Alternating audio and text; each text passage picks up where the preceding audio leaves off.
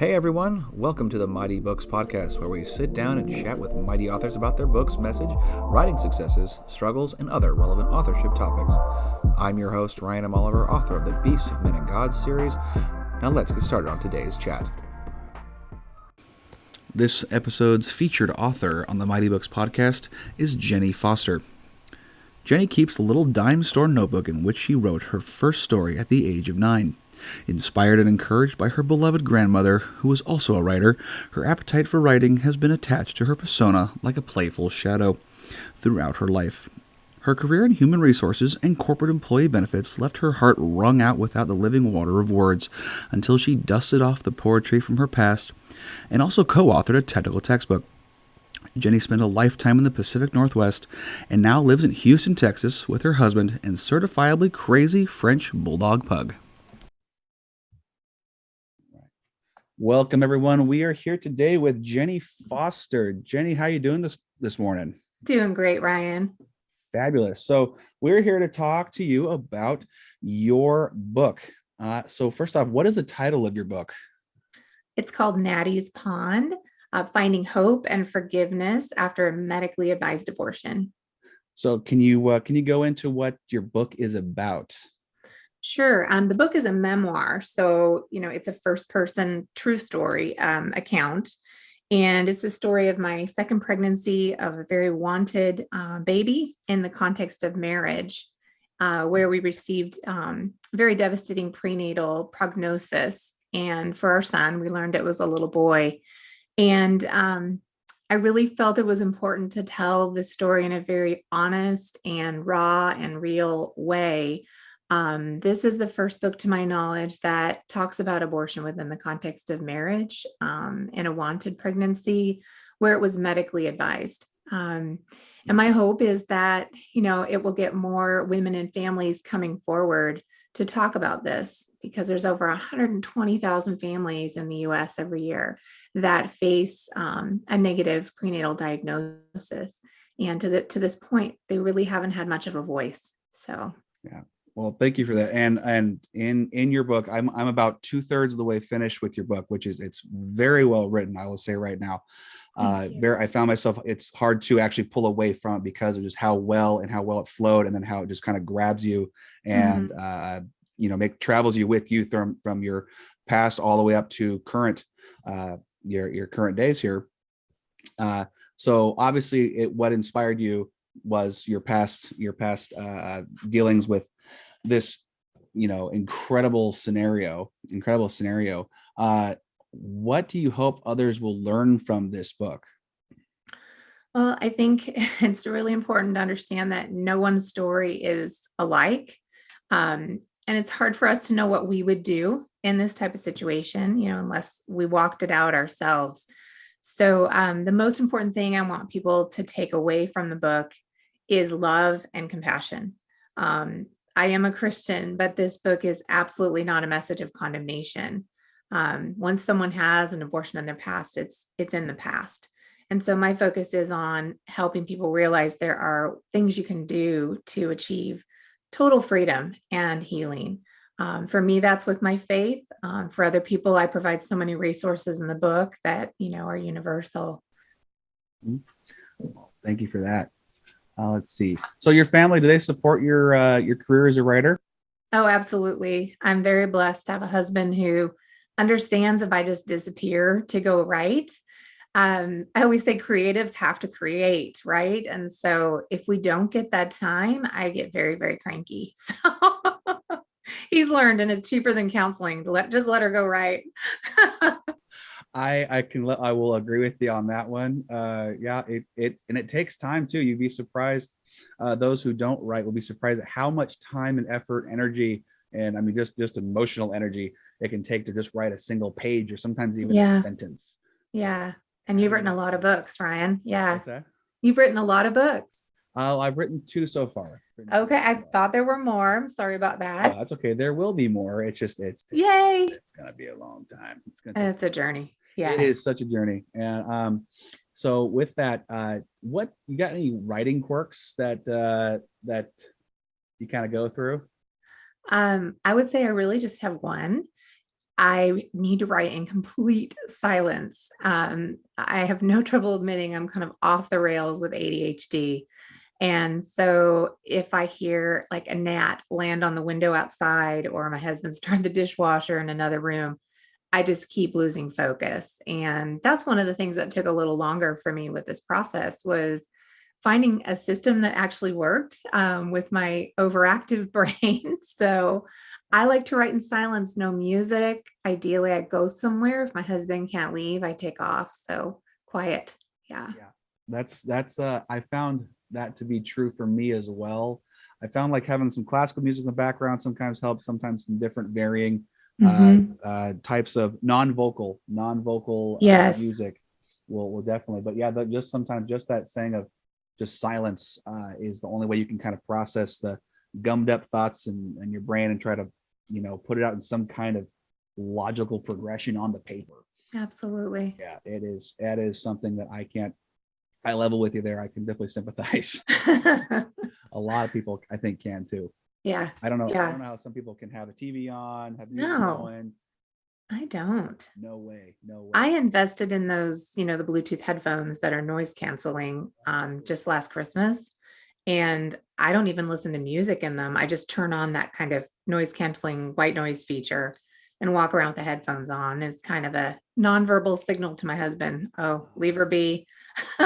Interesting. Yep. I should try those out. They really help.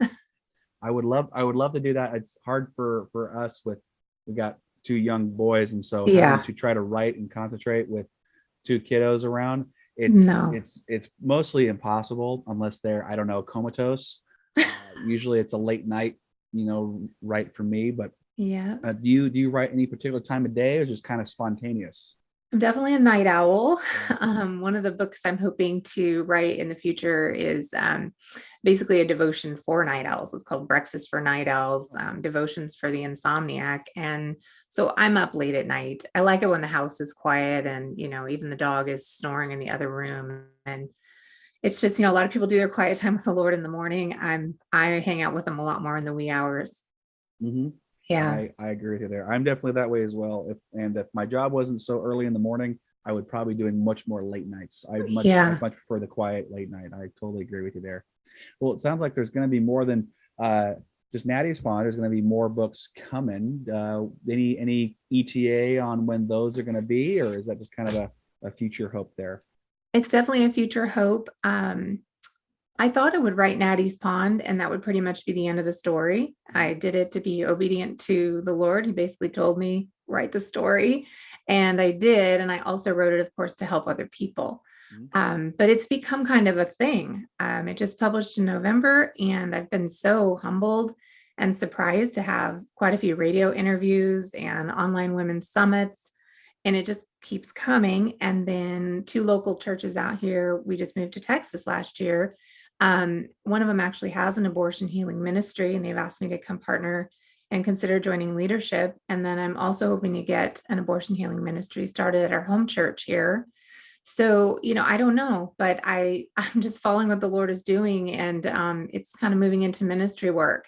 So that's going to make writing much more late at night again. Mhm. Yeah. So That's fantastic. it's Obviously, exciting. it's Yeah. touching people's lives, and that's what's important about it. I mean, it was obvious while reading it that it was definitely a struggle, a very struggling journey for you to reach that kind of moment of clarity. I kind of reached that in the book, where you reach that moment of clarity and you try to, like you said, forgive yourself in the book, and then after that, Mhm. it's I imagine the another way to healing is to helping others. I mean, that just makes sense to Absolutely. me.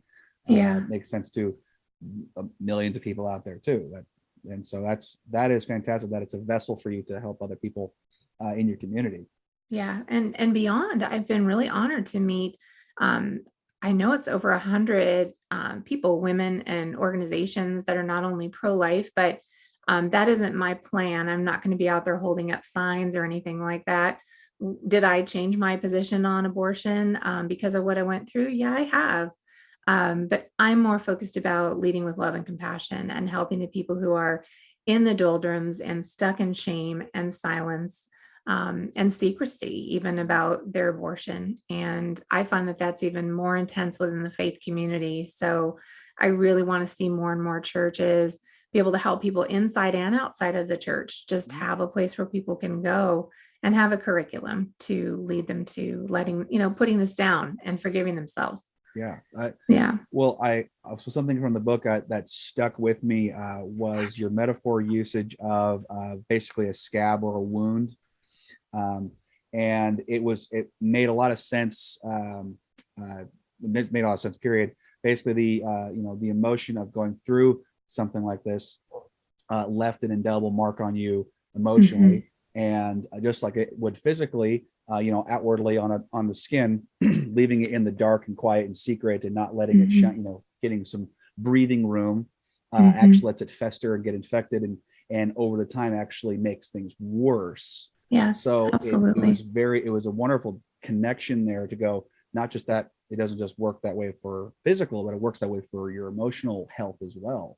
Absolutely. Uh, how did that feel when you finally kind of got that, you finally started talking to people about it? Oh, wow. I attended the same church for 20 years, and I made it almost 20 years without telling anyone in the church. I was leading Bible studies, and I was very well known, active, and we served there. And right before we moved to Texas last year, I was asked to speak about my story and about the book because people knew it was coming. And I thought, wow, this is such a beautiful gift, kind of a way to say goodbye to my church. But I wish I had done it, so much sooner. So there was tremendous anxiety and over practicing what I was going to say. Just more nervous than I've ever been. Speaking in front of a group of, strangers is one thing. I find it harder when it's a group of people who you really care about what they think about you. And I thought that once I told people that I had had an abortion, and even while I was married, that, they would turn their backs on me. And I think a lot of us have trouble with that. We don't want to be rejected or hurt, wounded further. Yeah. But every single person to date, including yourself, male and female, have met me and my story with compassion and kindness and just really no judgment. And I'm so surprised. I've just been so humbled by that. So I tell people, be courageous, feel the fear and do it anyway, because you're building it up in your mind to be a lot worse than it probably will be. Mm-hmm. Yeah, we are Yeah, our worst enemies with that kind of stuff. And absolutely. like I said, it's super hard for anyone, I feel like, to be vulnerable, especially something so personal. So Hmm. the fact that you had the confidence, and I know you're anxious about it. You wouldn't be human if you weren't anxious about releasing something so and talking about something so personal.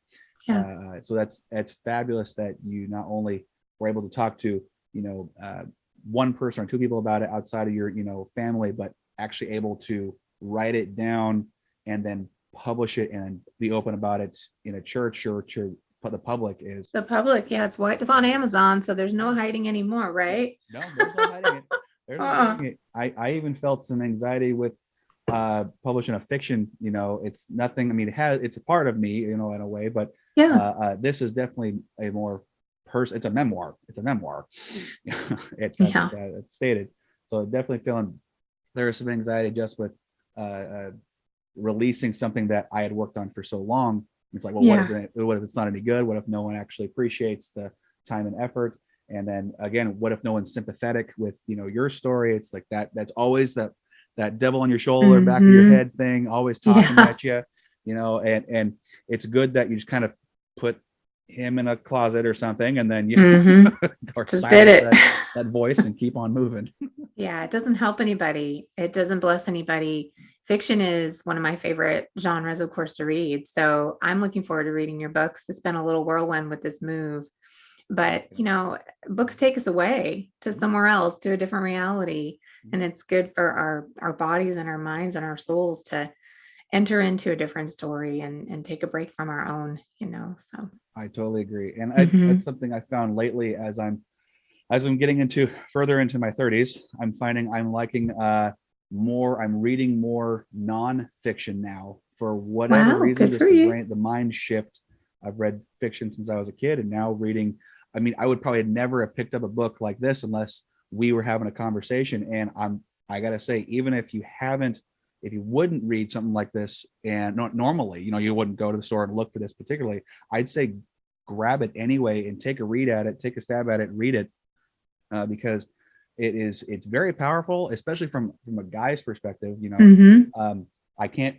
I tell my wife I can't read your mind. You have to tell me what's going on. But if she were to do that, I'd probably fall over just from the amount of words she's spoken. Yes, And true. you did such a good job with explaining kind of your the mental chatter that went through the mental dialogue, and then what you actually said. It was like, oh man, okay, I can see the huge congestion and all the the beehive, and then what Yes. you're actually saying. That's a whole other layer of stress, I can imagine. Yeah. Yeah, Yeah, yeah. absolutely. I've had men read the book, and it's very important when I talk about helping people that that's my focus with this book and this ministry. That includes men.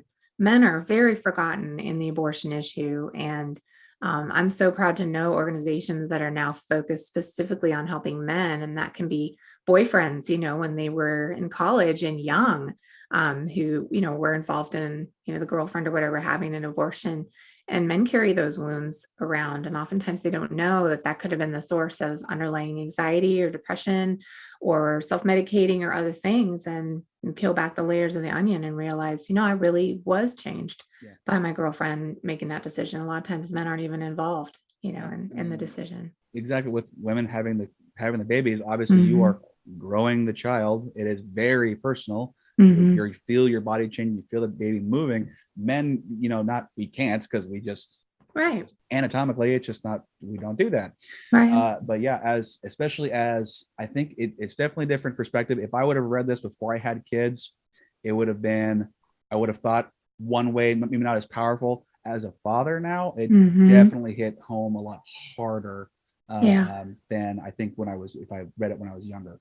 So yeah, if absolutely. you're a father or an expecting father, I would highly recommend picking this up and reading it, even if you have everything's going just fine with pregnancy.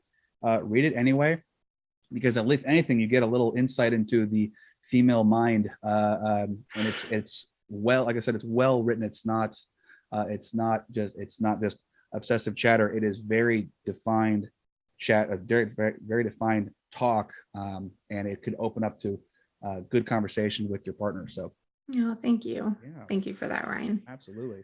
It's such a timely topic, as we know, like politically and from a legislative standpoint. And I mean, it's all over the news, but that was not my goal. This isn't a political book in any way. It's about, let's keep dealing with the hard issues. We got walking wounded walking around with these things in their past. Mhm. And Yeah. you got to be brave to get the dialogue going. And I got a little tired of just hearing kind of one particular type of dialogue, on one side or the other. The polarity is so intense, Hmm. the arguments for and against abortion. I'm like, okay, there's a place in the middle. I really hope to kind of build a bridge, if possible, between, say, the pro-life and the pro-choice Hmm. movements, because this book is not about that. It's about looking at the person. Yeah, exactly. And it really takes you into that personalized journey, which I love. There's literally, I don't think I found an iota of politics in the book. Oh, good. I That haven't, was the goal. I Thank think, I you. think you may have mentioned it as like just stating, hey, they exist. And I think that's Hmm. about all you've done. It's all about what you've gone through, how your emotional journey, how you dealt with, all of it. How you dealt with all of it, Yeah. dealing with family and friends and just your life in general. And it really makes people kind of understand a little more in depth about what goes through the mind of someone who's gone through something like this. Hmm. There needs to be more, like you said, more open dialogue about that. Yeah, Period. Period. absolutely. So let's see here. So other than being an author, do you do anything else for work? I actually don't work outside the home. As of 2016, I had to medically retire. And there's actually a little bit of a connection made in the book. I was diagnosed with some pretty life-changing conditions after my abortion in 2000. And I'm certainly not saying that my abortion necessarily caused some or all of those medical conditions, but the timing of them falling out one after the other right after, within the first couple of years, are kind of suspect. There's an epilogue in the book called Somatoform that actually has some pretty neat data. And there are resources in the back that, as you know, we're starting to learn that trauma changes the brain. And, I'm not saying that can't be unraveled, and improved, but this was definitely a traumatic experience that resulted in PTSD diagnosis for me. And, I've struggled with that. I've tried everything, but it's changed my nervous system and how I respond to things and startle easily. And insomnia began after that. And it's been a lifelong, battle. And a lot of health conditions, it's a little personal, so it's easier to put it in the book. But, I've had ongoing female surgeries and, just issues and intractable pain and things that have continued, from that area, the reproductive area. And I mean, those for me, it's pretty obvious, things were working fine before, now they're not. So, and that doesn't happen for everyone, but it's very much dismissed, I think, in culture. People don't want to talk about, there can be some really devastating side effects of abortion. And that needs to be put out there too. I don't want to see it used and twisted to, again, become a political argument. Right. But I just don't want to see anyone else hurt the way that I was hurt. There was malpractice involved with my abortion.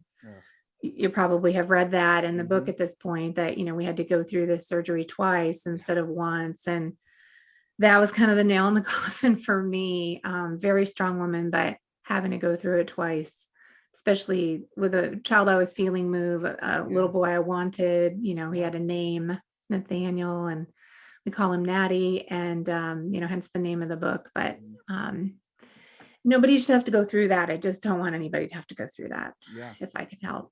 I totally agree with that. I feel like there needs to be more conversations starting younger at like the time you start doing health classes. I feel like that needs to be a thing, because once I feel like a young girl or a young guy anyway hears about this and actually talks to people who have endured this, I feel like it'll change how they perceive or even approach relationships, talking with their parents. Hopefully that open dialogue could start to open with therapists or churches or best friends, really anybody, because as we've stated before, you leave something in the dark for too long, it just rots and festers. It doesn't actually heal. So absolutely, starting younger with that dialogue is, in my opinion, a good way to start the trait of just that skill set to start talking about more difficult topics. Absolutely. I had so many health classes, and, as embarrassing as those words, like, I feel like I remember some of it from yesterday, but you bring up a really good point that they didn't talk about okay, this is how you'll get pregnant. They talk about that. And this is maybe some, things you can do to prevent, but nobody covered the last chapter. What if you do become pregnant? What are your options? How could you talk to your parents? Which, is so terrifying for so many people, particularly when they're young and they just kind of take care of it in secret. That could be a whole nother, portion of curriculum in schools, and, to help parents navigate those conversations. It's just not talked about. So then once it happens, it's like, whoa, you've got a huge decision to make. And everyone comes out and it's more emotionally charged and logically charged. And, people aren't honest about it. They hide what they actually want to do versus what they are told they need to do. So it's definitely, it's something to work on. I'm glad you have taken by the reins and start to open that conversation with people. I think that's wonderful. Thank you. Wonderful. Hope so.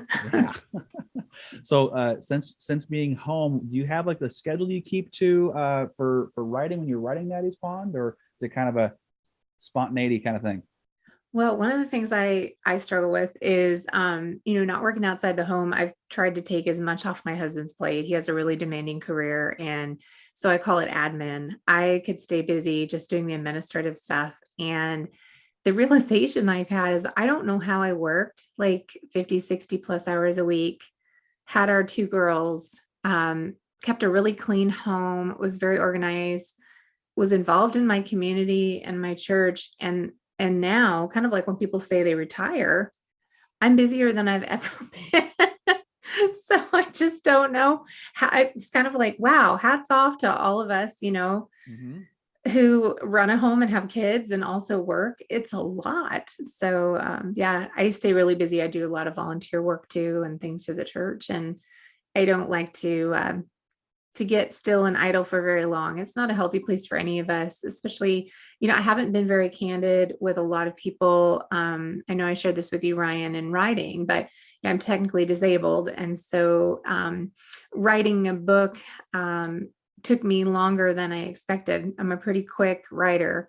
But the editing process took longer. How you can just go through it. I mean, I say give yourself at least a year, hire an editor. Then I had a proofreader. Then I took it through another 6 months, finding more stuff. You could rake a book to the end of time and still find things. And eventually you have to say it needs to be done. So yeah, things they just take me longer. And I think your question was, when do I write?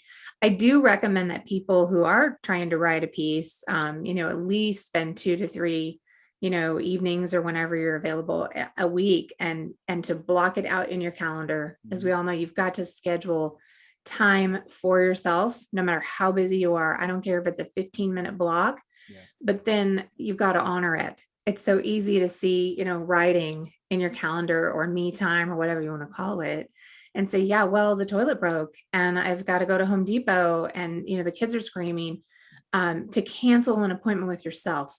But we don't cancel appointments very often with a doctor or an attorney or, your CPA. Our time is just as valuable. And, you've got to push through it and set deadlines, as have an outline, set deadlines. 80-20, I'm 80-20 on being flexible about when I write. But when you've got a deadline, you've got to put an endpoint on it and then backfill, your goals, your short, medium, and long-term goals. Oh, absolutely. Yeah. Is your husband is he good at kind of saying, hey, do you need to go write? Or is he just kind of let you you give that kind of, the wink, I need to go do some writing. And he's like, yeah, go for it. Is it more or less, does he kind of encourage you to go and just take time for you to knock that out and take the time to reflect and write? Or I'm laughing because he's never done that yet. Yeah. And so I'm going to tell him that Ryan said that it would be great if you would proactively tell me, go write. Maybe it could even be his way of saying, I don't want to be around you right now. You're cranky. You need to go create something. Maybe it'll be our new code word. There you go. It means go away. I've had enough couple times. Yeah. That's hilarious. Yeah. No, my wife never said go write or something. I just kind of like, hey, I got to go take care of this. Yeah. And then I disappear for an hour or two. Or you kind of got to sneak off. I know. Or running errands. I recommend that to you. I'm older than you and you've got littles at home, but you just add a buffer to your errands, just drive around the block a few more times until you're ready to go home. Yeah. And I do write in my car. There have been times that a coffee shop is too noisy, like I said, and I haven't had a police officer come by yet, but I mean, I'm just parked by a pool or a lake or someplace scenic, pretty trees. And I just pull off, lock my doors, and I write because it's completely quiet. You have to do what you have to do. Yeah. Yeah. Yeah. Do you find that when you're driving around, you get your ideas kind of come up? Absolutely. Yeah. And I finally got a notebook, and it's actually really pretty. It looks nice in my car. And it fits in that little console in the front. Yeah. And now I will pull off, like the next time I park, I'm like, okay, scribble that down. And now we have the advantage of your driving and being able to say, if you like Siri, if you can live with her, I fight with her a lot, but hey Siri, open a new note. Oh, okay. And she opens a note and I'm driving along and then I just start dictating. And sure, it's got lots of typos, but at least you can get this paragraph or whatever out of your head before, you're my age and you're like, poof, it's gone. Super, I think that's already here for me because I have that problem where it's always when I'm driving down the road or something. And I'm like, oh, this could be a really good idea. And of course I'm in traffic. I got to find a place to pull off. Yeah. Pull up. I pull up a note app in the phone and just there you go. Please scribble that down. Mm-hmm. And then I put it away. Now I can oh, okay. That's safe. Yeah, exactly. We know it's up in the cloud, for some of us who've made our peace with the cloud, it's there. Yeah. Okay. Well, that's awesome. Because of the sensitivity of such a story, did you ever consider writing in a pseudonym? Actually, I didn't, but that's the reason I left the first publishing company I was working with on Natty's Pond. We actually got quite a ways down the process. And unfortunately, they had assigned me with a very junior level, publishing consultant. Mhm. And so we didn't usually have answers to the questions. And I'm super nice. I'm like, it's okay, just find out and get back to me. But toward the end, they suddenly came out and said that they wanted me to write with a pen name. And it was like a record, screeching, like scratching across. For those of you who remember what records are. Oh yeah. And I was like, wait, come again? Yeah. What? You want me to change my name? And I really thought about it. I'm a very compliant person. So I'm like, well, I'm in a contractual relationship with them and I didn't have a lot of money. I put everything I had, into paying them for this package. And again, my faith is my center. So I was in the middle of packing to move, but I just literally put a box of Natty's Pond so I could find it when we moved, put the lid on and prayed and took a break for like a month. Wow. I didn't have peace about changing the name. And the reason, as you can probably understand, is had nothing to do with my ego or any of that. It was that how am I going to be able to help people? Right. If things do come out of the book, which is exactly what's happened. People call, they email me, they connect on my website. It's starting to happen. That's great. How am I supposed to go to a speaking engagement, at a women's retreat or, Yeah. anywhere without wearing a trench coat and sunglasses, pretending I'm someone else? It doesn't work. So I always tell people, a lot of people have asked me like, hey, you wrote a book. How do I do it? I said, I can tell you what not to do. Yeah. And one of the things is ask all those questions on the front end. It's really easy to have some of the publishing and hybrid self-publishing companies, Mhm. sell you, and they just want to rush you through it. And then come to find out, that was a deal breaker. So I lost a little bit of money, but it was worth it because, again, my wonderful husband and close family were like, change your name. Absolutely not. I mean, the whole story is about being authentic. So Exactly. yeah, that's when I decided to just, for this first project that was a memoir, just to go to Amazon BookBaby and say, okay, I have total creative license. They're not going to step in and ask me to do things like that. So yeah. I feel like taking it in your hands, in my opinion, is probably the best thing you could do, because Mhm. it's your baby. It's literally, this is Absolutely. yours. And why on earth would you want to taint that with a pseudonym, where something so powerful, people want to come to you for advice, for just to talk, uh, uh, and going through another layer of trying to find your real name. This doesn't make sense to me at Yeah, all. absolutely. Disconnect. Yeah. Well, I'm glad you decided to stick with your name. I think that was definitely the right mode there, and I'm glad everyone else agrees with that too. Yeah, I'm really glad I did it. Now, it just took a lot of courage. Oh yeah. I don't want to spend much time on it, but this book is a true story. Mhm. So the names in the book have been changed to protect privacy. My husband actually got to pick his pseudo name, which was hilarious. But I so respect the people who are in the book. And there's liability when you write a memoir unless everyone has passed on. It was very important to me to try to paint everyone in the most positive and respectful light that I could. Right. So, did I take a risk with that? Yes. I recommend, if you write memoir, you probably should have a consultation with an attorney who Okay. specializes in that. It's worth the initial consultation, isn't as expensive. Mhm. And it really made me feel, they specialize in like author liability. And the other thing I did because of this book is purchase insurance that was specific to author liability. Oh, okay. I don't see that risk with fiction or science fiction, or but when you're writing true stories and the people are not deceased, it's really important to cover your bases in case there's somebody who came back and said, I'm not okay with what you said here. It's your Right. truth. Um, and everything in my book is true. I have high integrity, and that was important to me. But I also didn't want to incur the risk. You No. know, No, yeah. you got to take care of yourself, and that's Hmm. important. You got to take care of yourself. Well, Absolutely. okay. So like you already kind of stated what's been unfolding as Natty's Ponds come out. What does literary success look like to you? Hmm. I don't have any goals, to be like the next Stephen King or anyone like that. But I think I've already shared. I am all about helping people. So to me, success looks like books are purchased, but they're purchased because it leads to something that somebody is set free or gets help or passes it along or pays it forward. There are people that I've purchased the book for as gifts, to share with them, and then they're passing it along. So um, success for me is not financial. The positive of being able to sell more books is to be able to save up that kitty to be able to publish the next book. Yeah. And I think I'll probably always be in that Christian self-help genre. That's my passion. Yeah. Is helping people. So yeah, I mean, that are going back to the poetry of my college years. I wrote a lot of poetry, and maybe it's time to dust it off. I don't know. Yeah, go for it. I mean, and that kind of goes back to, do what you love doing. Mhm. I remember in high school and in college, I loved to write as as a pastime. But when people would tell me that I had to write a certain thing, or I was told what the topic and how long and yada Yeah. yada, gave me these constraints, I was so turned off by it.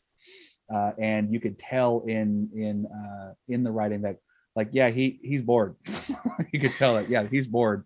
Takes the joy and the energy out of it. Yeah. It really does. You can feel the energy in the story, or in the research paper, or whatever you have to write. And when someone does it for the pure joy of it, you can tell. I mean, it's a labor of love. It really is. So, and you can definitely tell labor of love and then some in Natty's Pond. Thank you. I will say I loved several of the characters who, there's not a whole heap and a lot of dialogue in there, but the dialogue that I heard, especially with the nun in the beginning, everybody loves her. Sister Zip Zip, right? Zip Zip, yeah. She comes back a couple times. You mentioned her a couple times, and I have like this kind of scratchy voice, old lady talking. That's with a ruler. You know what I mean? That's my mental picture. God rest her soul. I know she's long since passed, and her name is, obviously that's not her name. And I was a little kid when I wrote those scenes too. And, of course I have total forgiveness, for how she impacted my life negatively at the time. And, I'll take this time to mention as well. I do put, another postscript at the end of the book that you probably saw or flipped through, and it's in reverence to Catholicism.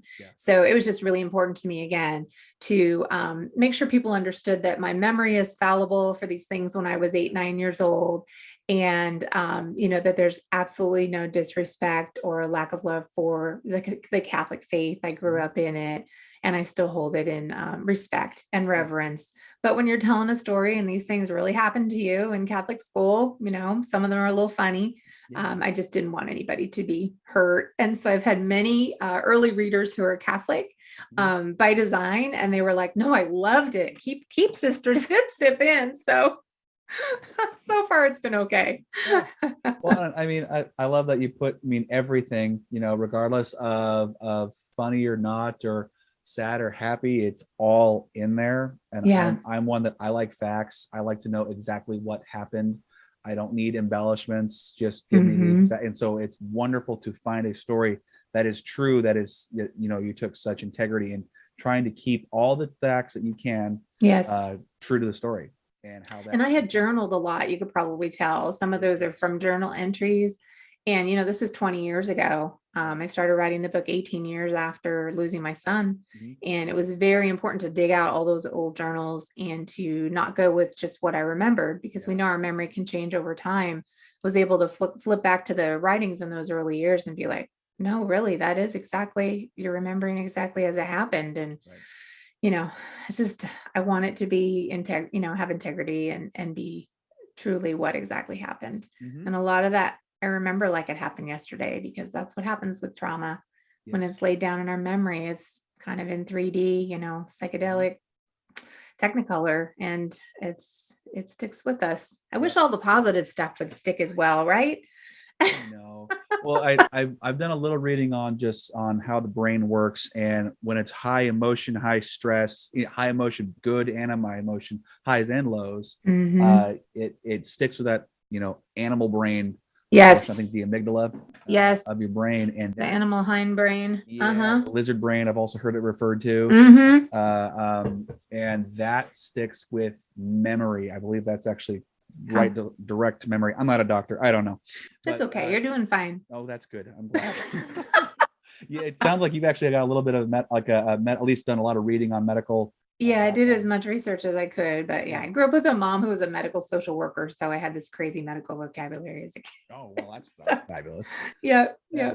But it definitely, it's that emotion to high stress and memory definitely correlates. Absolutely. So absolutely. And, I think that was there's a couple different. There's a fellow who did a little talk about men's brains and women's brains, and how men's brains are more compartmentalized, and they're just fueled by solely like logic. That's it. Yeah. With a little bit of emotion. Women have more like a ball of wire, and everything's connected, and it's fueled by emotion, which means their memories are much better than men's. It's more or less supposed to be comic, and it is pretty funny how he lays it out. But there's some truth in there. There's some absolute truth in there. I know many women who remember the down to the detail about an event that happened. I'm like, I can barely remember what happened yesterday. Exactly. Yeah. Years ago on this date. It's impressive. I'm kind of jealous about that kind of memory. Well, you have kids, so I bet you remember incredibly detailed things about your kids because they're your babies. Yeah. I also was partly comatose during that time, just kind of trying to just get through it. No sleep. They're no sleep. They're very rambunctious. They still are. Oh my goodness. So you know how it goes. Just kind of survival mode. It's survival mode. It absolutely is. You got to be kind to yourself right now. Yeah. They're better now, a little more independent, which is wonderful. Yes. A little scary, but wonderful. Yeah, they're quiet for too long, and you're like not sure what's happening. Like they're sick or they're doing something really bad. Really bad. It's one of those two. Absolutely. Yeah. So, what was one thing that was most surprising you learned in creating your books? Oh, most surprising. I think it was more confirming for me about my brain being very ADHD. Writing is the easy part for me. Writing just comes. I feel like a muse. My email address has the word scribe in it because when I write, it just comes. And I almost feel like somebody's turned on a fire hose and it's going through my mind faster than I can type. And I'm a pretty fast typist. So what was surprising to me was writing it was easy in quotes, not emotionally, but easy to get the words out. Right. It was the organizing of it. So one thing that I did that I'm probably going to do again, if somebody likes this technique, is just buying those giant Post-it note tabs. They're like really huge and you peel them off like in a meeting and stick them on the walls. I mean, I know I'm dating myself because now all this stuff is done so much more, with digitally, but those are still great and they still sell them at like Staples and Office Max. Yeah. And you just stick them up on the wall. And that's what I finally had to do was put them all over my office. So they were blank. And then I bought like 15 colors of square Post-it notes. And so I used them like to code the chapters, pink is chapter 6 and this ugly green is chapter 15. And I was trying to move scenes all over in my room. And I remember sitting down on the floor in my office and just sobbing at one point because I was like, Lord, help my brain. The book is written, but I can't figure out which chapter to put. The chapter order was just really hard for my brain. Yeah. I'm so right brain creative, just to over generalize. My husband's an engineer, super gifted on the math and organization structure. So I actually humbled myself, went downstairs, makeup all down the face and was like, please, can you please help me? Yeah. So that's where my husband is in Natty's Pond, is because I could not seem to, do I tell it chronologically? I have flashbacks in the book. And I just told him, I said, hon, the whole point is this book isn't for me. It's to help other people. Mm-hmm. So advice to other writers is we've got to write in a way that your readers can follow it. Yeah. It's painful, right? To read a book that's like Whiplash. It's like fast forward, it's back in 1902. Now it's in the current. And some writers are so phenomenal that they do that with skill and you can follow. But this book, since it was more of a story, I didn't want to lose readers just because it made sense to my brain. That can be very random. Right. So my husband was a huge help. And if you ever get like that, I think just going back to paper and off the screen really helped me to and we started moving those Post-it notes. It took hours and hours. I prayed about it, and then you got to take a break, right? Come back Yes. at it a day or two later. And I was Yeah. like, I'm glad those sticky notes could stick because they were up there for a really long time. I actually, Pieces of tape. And yeah, yeah. I actually use a very similar, do you? I did, yeah. I Oh my use a very, goodness. I prefer paper to screen I love it. anytime, anytime. Okay. Awesome. I write with a computer Yeah. because I can't physically write that fast. I know. Yeah. Isn't that true? And Yeah. that's the only medium why I use the computer. Otherwise, I probably have very little to do with technology. It's very frustrating, and I'm not patient with it. So Yes. just doing something like this is very impressive to me because Oh, you're doing great. We're doing great. Look at I us. think we're doing just fine. We haven't crashed the thing yet. Nothing's on fire. Nothing's on We're fire. doing pretty well. But yeah, I've used for my first book. The first book I wrote, Soldiers of Fire, was a compilation of like 15 years of writing. It took me forever. Wow. Yeah, I started when I was 16 and going all the way to 30, 31. Oh, wow. Finally got the guy out there. Yeah.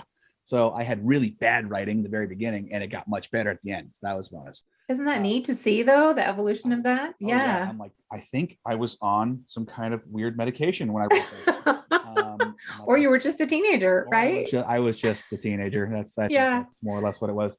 But what I did, instead of having the big post-it notes, we didn't have the space for big post-it notes. I just Sure. grabbed a big old thing of post-its and wrote down the chapter and then the name associated.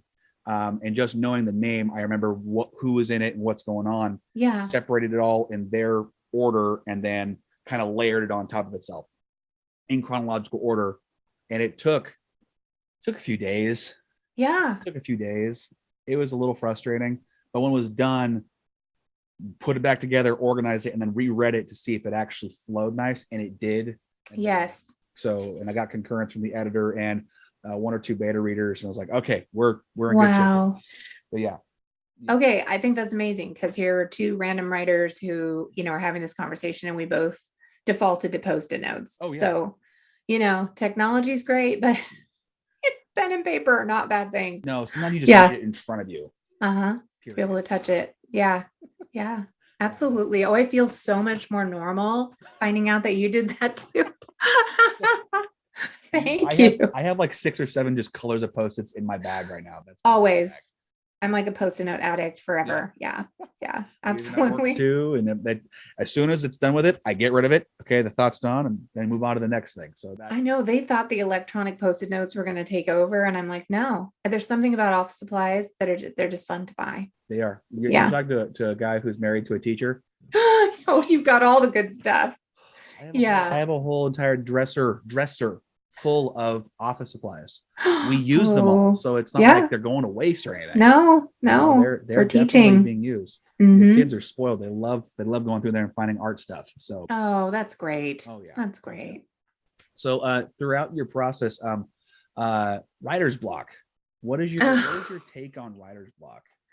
Oh, I don't know if it's going to be a popular answer. I think writer's block is absolutely a real thing. So I know there are people who debate if it's a real thing or not. I did a little reading on it. And people actually say it's a form of anxiety, like it's associated with anxiety. And so as somebody who has dealt with, I'm a cancer warrior, I'm a pain warrior, and I've had anxiety pretty much all of my life. I have tremendous empathy for anyone who's dealing with anxiety. And apparently that's where writer's block can come from. Yeah. So I think it's very real.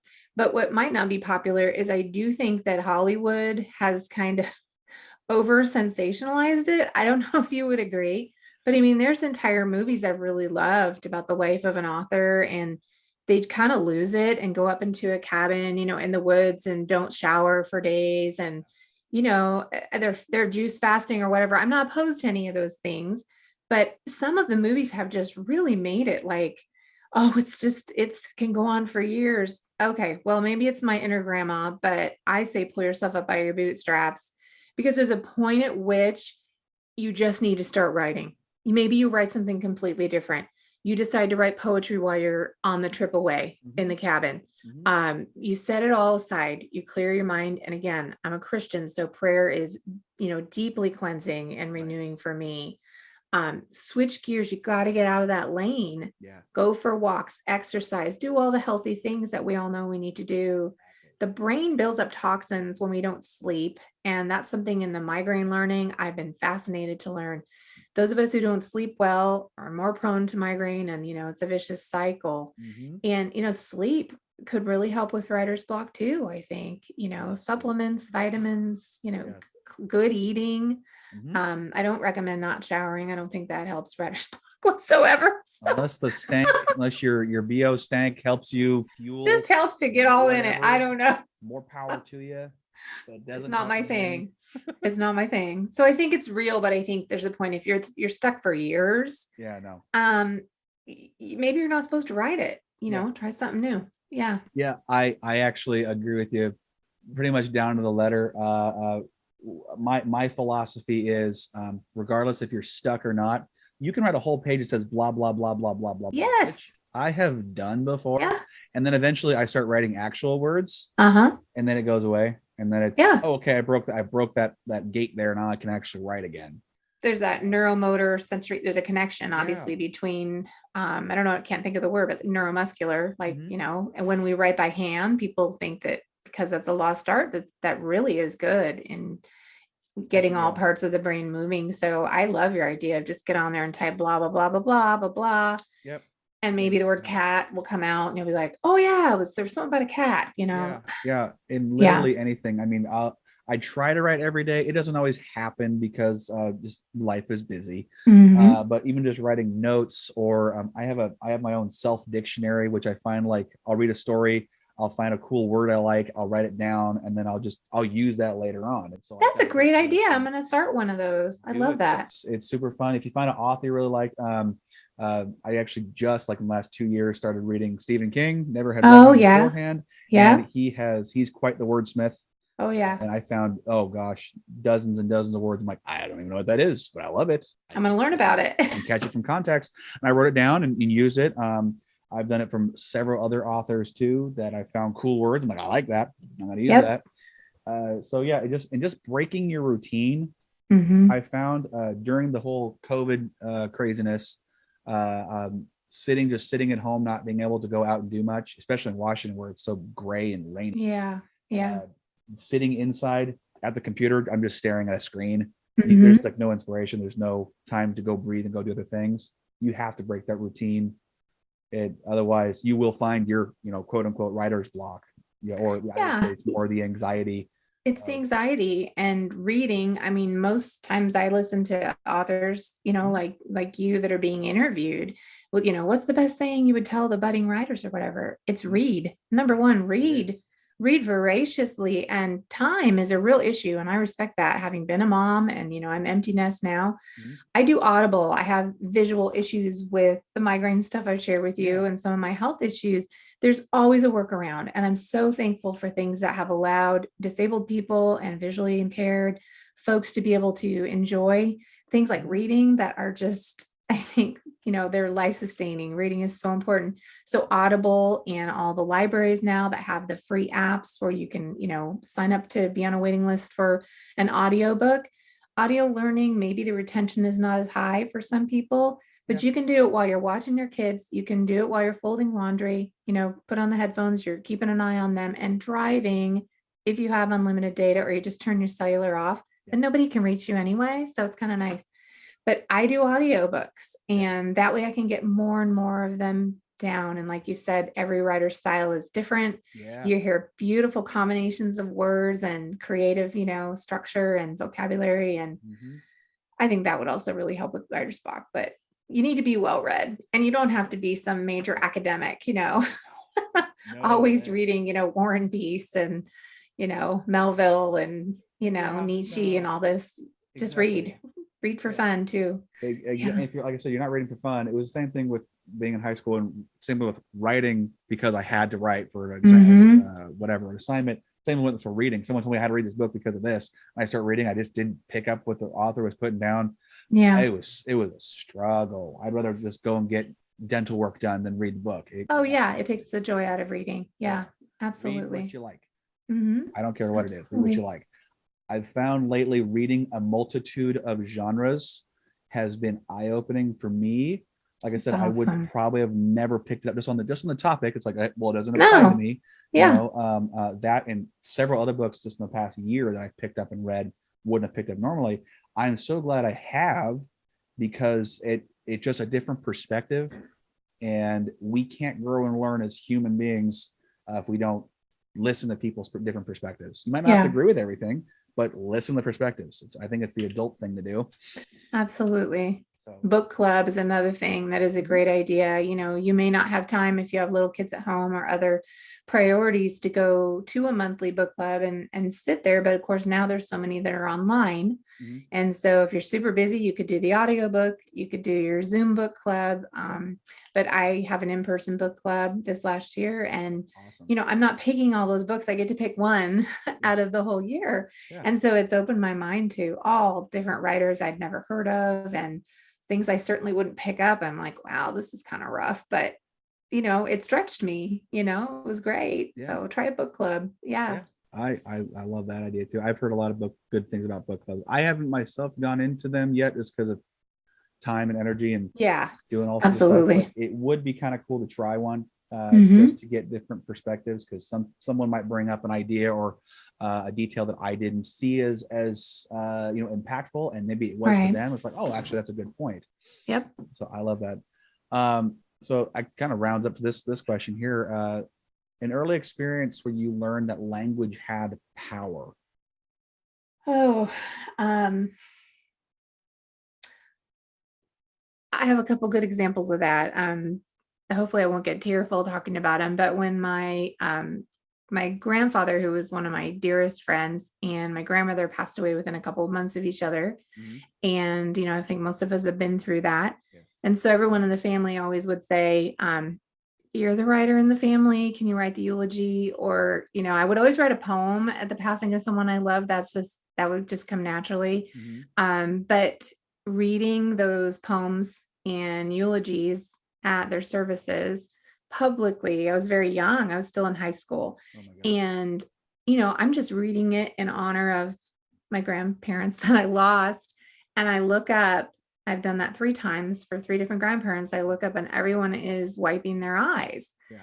And it doesn't mean that, oh, that was such a fantastic piece that I wrote necessarily, but that was when I first realized that I have a voice. Yes. And, I was still under 18. It was a minor, but I had a voice and it could impact people. Mhm. So that was really powerful. And then in college, I loved expository writing and English composition so much. And it was neat because you got some kudos from professors, who were saying you really should publish. And here's a journal you should consider publishing in. And it wasn't just because it made me feel good, but again, it was like, wait, like if I work at it, like I could write something that has value and is meaningful. So it encouraged me just to keep writing. Yeah. That's great. And I always Mhm. encourage people to write, regardless of you think you're good at writing or not. I don't really care. Go and write anyway.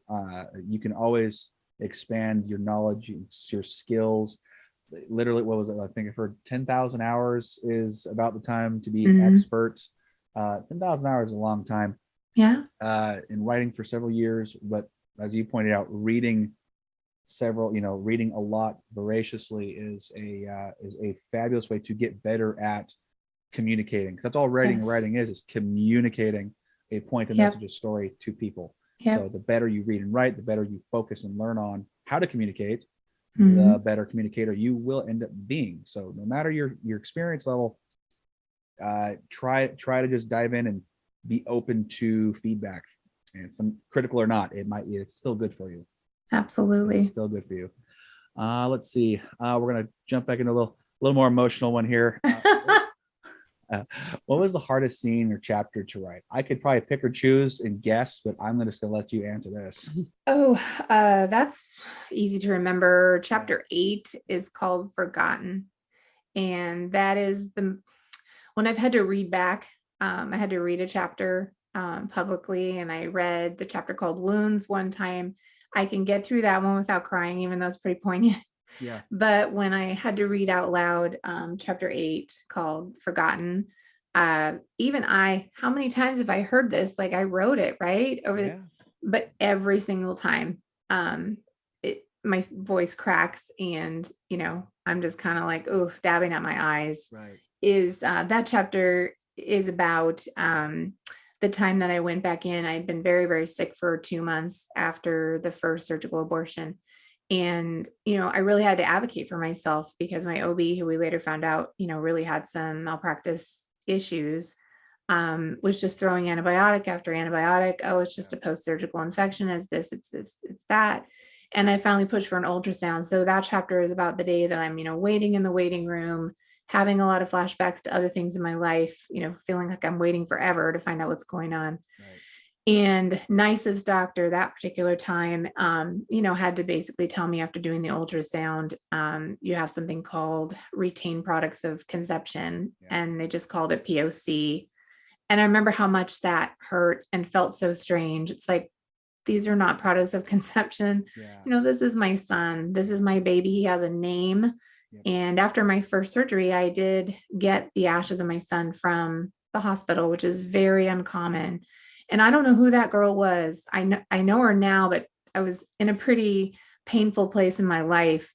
But the strength that I'm realizing I had back then at 29 years old in the midst of that, to call the big Seattle hospital and say, I want to get my son's remains. They were like, what? Like after an abort? And I'm like, I do. Mm-hmm. And they're like, we haven't done that. So I think we can. And they did. And then I coordinated with our local funeral home and they made it happen. So I was really thankful to have his ashes, but that chapter was so crushing for them to tell me on the ultrasound screen, wow, we didn't get all of your son and we're so sorry. And that's why you've been so sick. So yeah, I mean, I don't want to give it all away, but the chapter really closes with me turning the ultrasound monitor back on once I was left alone in the exam room, which you're not supposed to do. But I was kind of moving into the angry phase of grief, and that image that I had to see of, what they had done to my little boy, is with me forever, and changed me forever. So, yeah, and when we talk about forgotten, another thing that came out of the book that I didn't expect, another unexpected blessing, was that the process of writing the book and having it impact people made me realize my son and all babies out there, regardless of how long they live, if they're stillborn, if they die in the middle of a pregnancy, if they live 6 days or 6 months, every child has a purpose. And for me, the redemptive part of my story is that losing my son is what brought me into a relationship with Jesus Christ and brought me to my faith. So now that I'm helping people, really, my son, Nathaniel, had a purpose, and it's to help people. And I hope it's a lot of people, so his life was not in vain, even if it was incredibly short, Right. Everything has a purpose, which is absolutely really, I think, the quintessential part of message of the book, along with several other things that go on with the book. Like I said before, it is wonderfully done. So, and it's very smooth, and it grabs you from the beginning, and it just explains so beautifully at what someone like in your position went through, as tragic and as and later uplifting as you had to, how courageous you had to be to find your way back to the light, essentially. It is wonderfully done. So I highly recommend anybody listening in to go out and read this, share this with family, friends, anyone who you think might need to hear someone's side on this. I really, really do. Thank you so much. So you're welcome.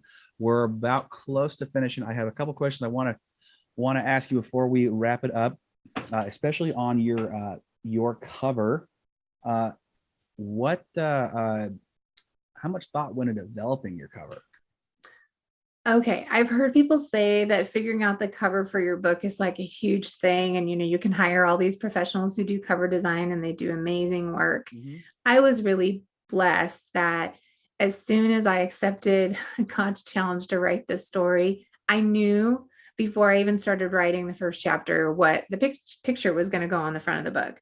So then you got to go through your photo roll, right? Speaking of the iCloud, Yeah, yeah. and go back in time because I'm like, what year was that? So I'm searching. I knew it was the picture of this little boy in front of Natty's Pond. Mhm. And, again, not trying to give the book away, but the picture on the book is the actual pond where I scattered my son's ashes and that I go to visit every year on November 11th. Mhm. So I knew that was going to be the picture. And when I turned it in to the publisher, they were like, oh my gosh, we love the picture. So I just had to decide on, hey, do you want white font or, they just put the words in the right places. But that park is such a gorgeous place in the fall. And I have gone there every November 11th for 21 years. So That's incredible. That's yeah, very powerful that's too. really helpful. The book talks a lot about memorializing your loss. And, in abortion or other type of neonatal loss, there typically isn't a funeral or, Yeah, a grave marker, and finding a way to memorialize, a lost baby is one of the most healing things that you can do. Yeah. absolutely. Mhm. I can only imagine, but I totally uh, take your stance as an expert on this Mhm. to the truth. Do you have any suggestions to help others uh, who want to become writers to become better writers? What is your Oh, suggestion? um, well, I think if money is not an object, Mhm. if you can find a writing mentor, that would be fantastic. People who are thinking of writing right now and you're listening to this, you live in the most amazing age to be able to write. Yes. I mean, you can actually get access to some of the best writers out there, and some of them have forums where you can literally be on a Zoom with an A-list writer. It's Mhm. amazing. But between the online communities on Facebook and social media, the online classes, you can take writing classes now without even leaving your home. Yeah. Um, read books that are specific to the type of book you think you're going to write. um, Again, we're always talking about reading, read. Hmm. So I will say that if you have an opportunity as a writer to pursue finding a literary agent and going through the traditional publishing model, if you have an opportunity to do that, take it. I know that that's my hope in future books, is that, someone will say, wow, I really liked your book, and would you considering writing this, and this? Because financially it can be helpful when they give you, kind of a bonus on the front end so that you can fund. Writing a book is not necessarily free, as you know, and social media seems free, but really you end up paying for YouTube subscriptions and your website domain. And I don't want to discourage anyone, but it's important to start saving. Even if you don't have money today, open a little savings account and take it right off the top every month and put whatever you can afford in there and start saving money, because you're investing in yourself and that's going to bless other readers. So, yeah. That's excellent advice, and I couldn't have said it any better myself. Oh, thanks. Very similar experiences. Very similar Hmm. experiences. Yeah. Okay, so we're gonna wrap this up, but I want everyone to go out and purchase Jenny's book here, Natty's Ponds. Where can people go and get a copy of your book? Probably the best place to get it is direct from the publisher. That is Book Baby Bookshop Bookstore. I can give you the link if you want to post it. Yeah, love that. So that's basically an online bookstore that Amazon has for self-published works. And you just type in the book title and it's there. They tend to send it quickly. I think the shipping is better. But of course, you can get the book on Amazon, um, at Barnes and Noble, Target. Um, Anymore, when I want to buy a book, I just Google it. So if you just Google Natty's Pond, Yeah. you'll see, it's amazing to me, like all these kind of random publishing houses and book retailers that picked up the book.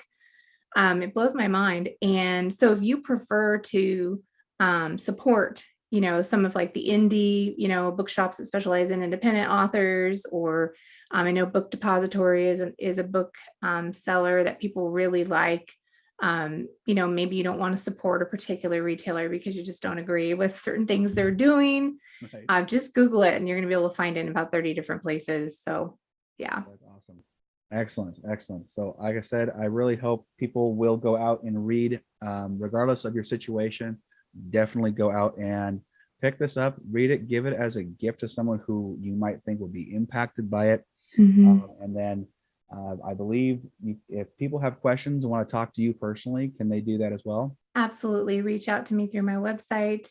You have my author email. It's just author@jennyfoster.org. That's one of the greatest things of doing this work is getting random emails and texts and calls from, people I've never met. And they've all just been fantastic conversations. That's So great. I'm very open. I'm not hiding. There's no Yeah. pen name. So be happy to talk to anyone. Yeah. That's fabulous. Well, Jenny, it has been an honor to have you on today for the Mighty Books podcast. Thank you so much for your insightful message, your wonderful book that I plan on finishing this weekend. And Let me know what you think. Yeah. I definitely will. So far, it's very wonderful, and I can't imagine it. I can't imagine it doesn't end the same way. It's wonderful. So Thank you. That is thank you for your good. time. And Thank you. It was such an everyone else, honor, Ryan. I really appreciate it. my pleasure. And then later on, we can hopefully come back and chat more about other books in the future. So I'd love I'm that. excited. Can't wait to I'm do excited that. for you. All right. Well, with that, everybody, we're going to sign off. I hope everyone has a great week. Are you an author? Do you know someone who is? If so, then message me, Ryan Oliver, at ryanmoliver.com to set up a free appointment to discuss being showcased on the Mighty Books podcast. If you enjoyed this episode, make sure to subscribe to the Mighty Books YouTube channel and share the link to this and more episodes with your friends and family. Thanks for listening. So long for now. Stay mighty and keep reading.